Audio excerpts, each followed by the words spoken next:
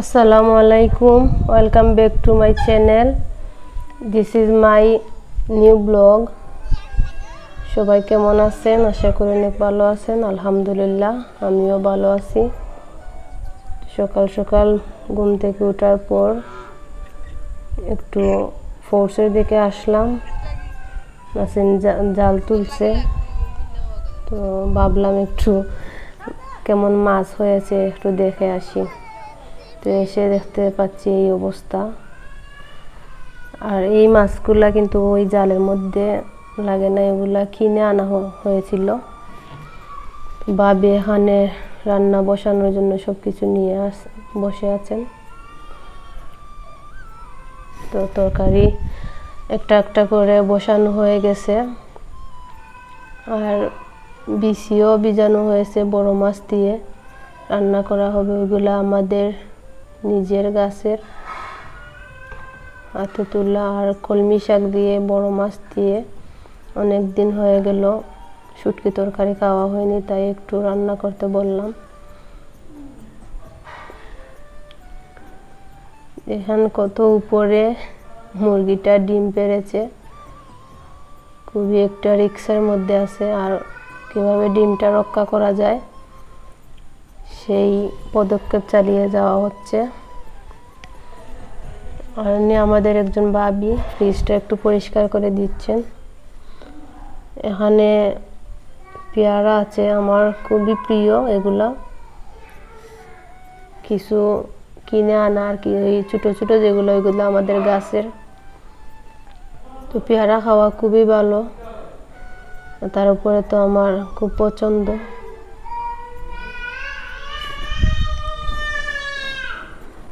একটু আমরার আচার বানিয়ে নেওয়া হলো, তো রোদ উঠেছে তাই খাচ্ছি। আর মা ওই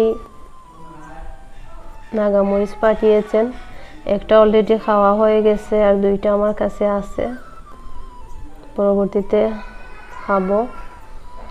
তো দুপুরের খাওয়ার জন্য একটা মুরগি ধরা হয়েছে, তো এখন মুরগিটা রান্না করা হবে। আর তার মধ্যে আমি গোসল করে নামাজ পড়ে তারপর খেতে আসবো, ততক্ষণে অবশ্যই রান্না করা হয়ে যাবে। আর মুরগির রান্নার রেসিপিটা আমি আপনাদেরকে বলতে হবে না, কারণ সচরাচর সবার বাসায় মুরগি অথবা মাংস সব ধরনের রান্না বান্না হয়, তাই রেসিপিটা স্কিপ করে যাচ্ছি আমি।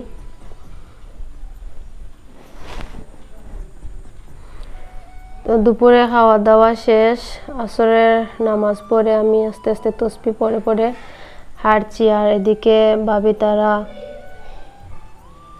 পিঠা বানানোর প্রসেসিং চালিয়ে যাচ্ছেন। এখানে গড়িটা কুটে তারপর চেলে নেওয়া হচ্ছে।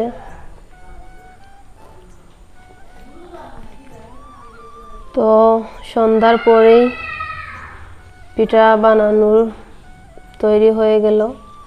দুইটা উনুনের মধ্যে আগুন ধরানো হয়েছে।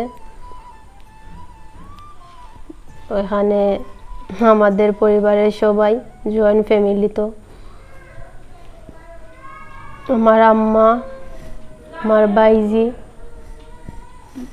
আর বোন ভাবি সবাই মিলে পিঠা তৈরির কাজ চালিয়ে যাচ্ছেন। আর আমিও এগুলা বানাতে সাহায্য করেছি, তবে আমি যখন ভিডিওটা বানাচ্ছিলাম তখন উঠে গিয়েছিলাম। আর আমি বলছিলাম ভাবিদেরকে যে আজ যে পিঠা বানাতে শুরু করলা, প্রচুর গরম, পিঠাগুলো তো নষ্ট হয়ে যাবে, রেখে খাওয়া যাবে না। তারই মধ্যে দিয়ে বৃষ্টি চলে আসলো। আলহামদুলিল্লাহ, আল্লাহ তাআলার অশেষ মেহেরবানি আর রহমতের বৃষ্টি বর্ষণ শুরু হয়ে গেল। এগুলা পানি পিঠার জন্য। এটা সই পিঠা সিদ্ধ বসানো হয়ে গেছে।